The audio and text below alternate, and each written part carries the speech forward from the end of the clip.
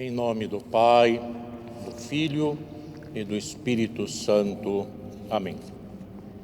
Eminência reverendíssima, irmãos no sacerdócio e irmãos em nosso Senhor Jesus Cristo.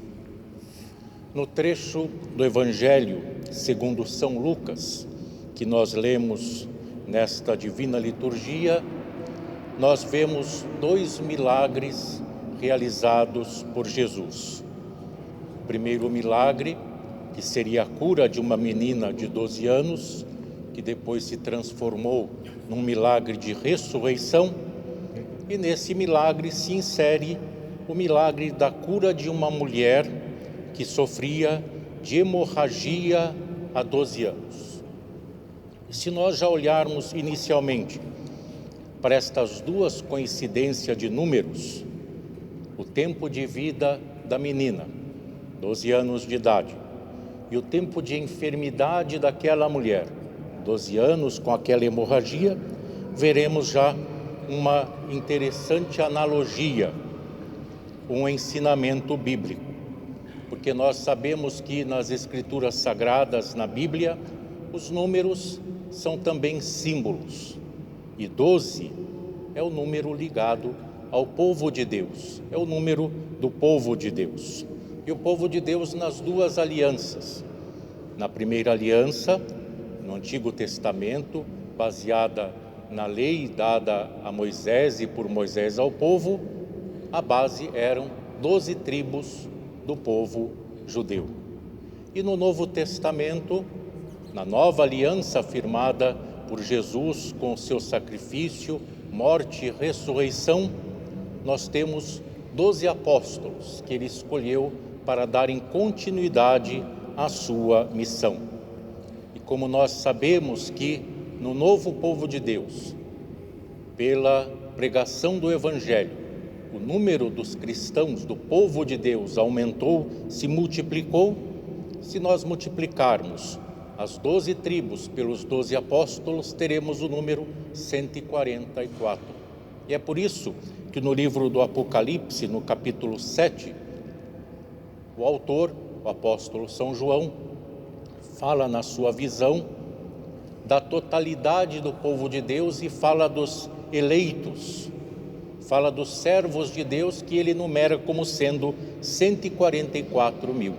12 vezes 12, simbolizando a totalidade do povo de Deus e não um número literal que deve ser assim entendido, mas simbolicamente. Nós vimos Jairo, chefe da sinagoga, indo até Jesus para implorar que ele fosse à sua casa para curar a sua filha única de 12 anos, que estava muito enferma, que estava à morte.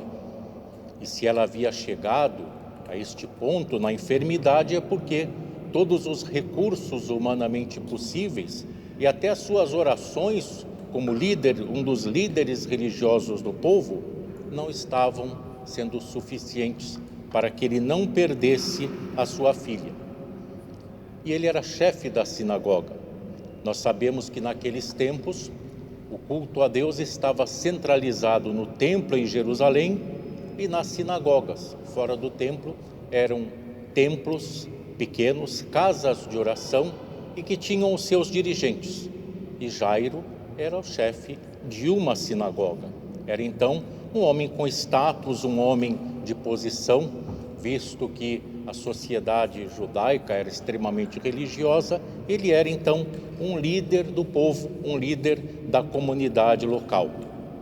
E mais que isso, nós podemos estranhar que Jairo vá a Jesus não apenas nesse sentido, mas também porque nós vemos em todos os evangelhos, nos 4, que Jesus estava constantemente em conflito com os líderes religiosos, com os sacerdotes no templo e com os líderes religiosos das sinagogas, dentre os quais escribas, fariseus, já que os saduceus pertenciam normalmente à classe sacerdotal. E foi aquele homem de posição, de status, aquele homem que pertencia a um grupo que majoritariamente rejeitava Jesus, ele foi a Jesus se humilhou e mostrou fé no Senhor. E é o que nos diz São Tiago na sua epístola, capítulo 4, quando ele nos ensina o seguinte: Deus resiste aos soberbos, mas concede graça aos humildes. Jairo soube ser humilde, se humilhou, porque o Evangelho nos diz que ele foi a Jesus e prostrou-se aos pés dele. Um homem de posição, um líder religioso de um grupo contrário a Jesus, se prostrando aos pés de Jesus e implorando o seu socorro. Isto nos ensina que o maior dos homens, se quiser alcançar a graça de Deus, a misericórdia divina, terá que se prostrar aos pés de Jesus. E todos nós devemos fazer o mesmo, porque o destino final da humanidade, queirão os homens ou não, na sua soberba e autossuficiência, é acontecer aquilo que o apóstolo Paulo disse que vai acontecer. Escrevendo aos Filipenses, ele diz: para que ao nome de Jesus se dobre todo o joelho, indistintamente. Todos terão que reconhecer a soberania e o senhorio de Jesus Cristo e se prostrar por bem ou por mal diante dele. Mas nós vemos não só a humildade de Jairo, nós vemos também a sua fé, e uma grande fé, porque nós vemos que enquanto Jesus ainda estava a caminho com ele para curar sua filha, chega a notícia de que ela havia morrido. Não incomodes mais o mestre, tua filha morreu. Mas Jesus, ouvindo isso, lhe disse algo diferente. Disse a ele: não tenhas medo, basta crer e ela ficará curada. A menina havia morrido, mas Jesus diz a Jairo: basta crer, não tenhas medo. E Jairo tanto acreditou, tanto creu, que mesmo a filha estando morta, continuou a caminhada com Jesus para a sua casa. Isto já não era mais simplesmente a fé em Jesus como alguém que poderia curar um enfermo, mas já era a fé em Jesus como alguém que teria poder sobre a vida e a morte, a ponto de poder ressuscitar os mortos. E lendo os milagres de ressurreição operados por Jesus, e são vários nos Santos Evangelhos, nós vamos ver que toda a ressurreição operada por Jesus era um prenúncio da sua própria ressurreição. Sempre que ele concedia um tempo a mais de vida àqueles que haviam experimentado, passado pela morte física, ele estava anunciando a sua vitória definitiva sobre a morte física, concedendo uma vida sem fim, não mais apenas alguns anos de vida material, mas a vida sem fim, a vida eterna, a todo aquele que nele cresce. Ou seja, ele pregava, ensinava com os seus milagres de ressurreição que a morte era um inimigo já vencido, já conquistado. E esta convicção todos nós devemos ter para podermos crer verdadeiramente, mesmo quando as circunstâncias nos são contrárias, mesmo quando as circunstâncias são contrárias à nossa fé e dificultam até que nós creiamos. Mas Jairo acreditou mesmo com a notícia da morte da filha. E quando Jesus chegou à casa de Jairo, encontrou já o poder, o triste espetáculo da morte instalado, porque o texto nos diz que todos choravam e lamentavam a morte da menina. E Jesus diz: ela não está morta, está dormindo. Jesus aqui não está ensinando o sono da alma, mas, falando simbolicamente, metaforicamente, ele está ensinando que a morte, para Deus, nada mais é do que como um sonho, como o sono. Tanto que a palavra cemitério, que nós usamos tanto lugar dos restos mortais dos falecidos, nos vem do grego e significa exatamente dormitório, um termo simbólico para falar da morte, simbolicamente como um sono, uma figura de linguagem. E Jesus toma a menina pela mão e lhe diz: menina, levanta-te. Nós aprendemos que a palavra de Deus é a palavra que cria e gera vida.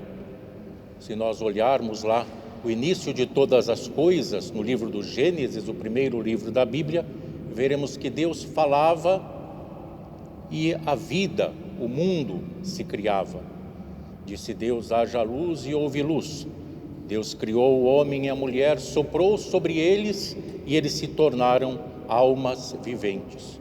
O poder de Jesus Cristo, Deus encarnado, para dar a vida, para restaurar a vida, para recriar em si todas as coisas, já que São João, no início do seu Evangelho, identificando Jesus com o Pai, nos diz que ele era o Verbo que se fez carne e habitou entre nós, e que o Verbo era Deus, e que sem ele nada do que foi feito se fez.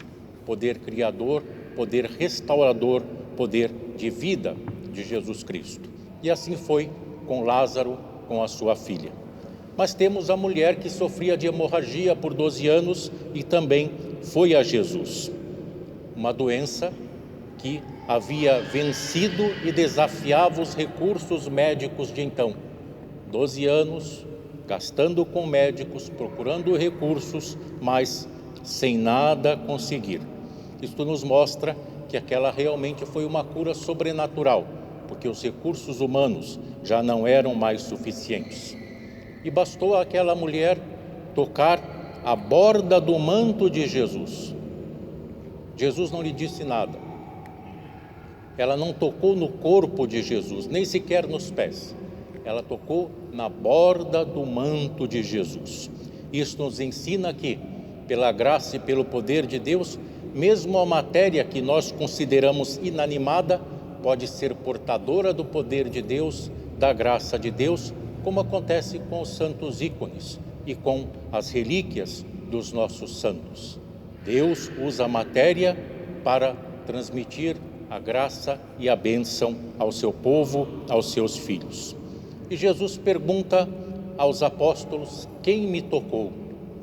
Pode parecer estranho, porque Jesus não saberia quem o tocou com todo o seu poder? Certamente sabia. E muitas pessoas o tocavam, foi o que Pedro respondeu: Senhor, a multidão te oprime. Ou seja, Jesus estava ali apertado no meio do povo. Naturalmente, muitos queriam tocar Jesus. Por que Jesus então faz aquela pergunta? Porque ele sentiu, dentre aqueles que tocavam, apenas um toque verdadeiramente de fé. O toque daquela mulher que tanto acreditava que bastou tocar na borda do seu manto para ficar curada. E ela se apresenta a Jesus e confessa o que havia feito e a graça que havia recebido. E Jesus então elogia a sua fé e lhe diz: filha, a tua fé te curou, vai em paz. E nós vemos aqui a união da fé daquela mulher com o poder de Jesus Cristo. Claro que o poder de Jesus Cristo poderia operar mesmo que não houvesse fé da parte daquela mulher. Mas Deus requer de nós, como Jesus daquela mulher, a fé. A importância da fé, o destaque para a fé dos que procuram a Deus, porque existe algo que nós chamamos de sinergia, que é a cooperação do homem com a graça de Deus. Nós recebemos a graça de Deus no santo batismo, no crisma, na Eucaristia, corpo e sangue de Cristo, em vários momentos de nossas vidas. Mas nem sempre aqueles que recebem os santos mistérios, os sacramentos e neles a graça de Deus, levam uma vida de acordo. Por quê? A graça foi insuficiente? Não. Não houve e não está havendo nesse caso sinergia.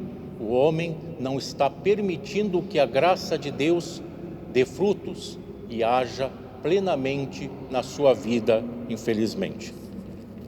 E nós devemos então deixar frutificar em nós a graça recebida, com a humildade de Jairo, a sua fé e a fé daquela mulher curada de hemorragia. Humildade e fé sempre prostrando-nos diante de Jesus, nosso Senhor e Salvador, e não há outro, como ensina o apóstolo São Paulo, pelo qual nós possamos ser salvos. Em nome do Pai, do Filho e do Espírito Santo. Amém.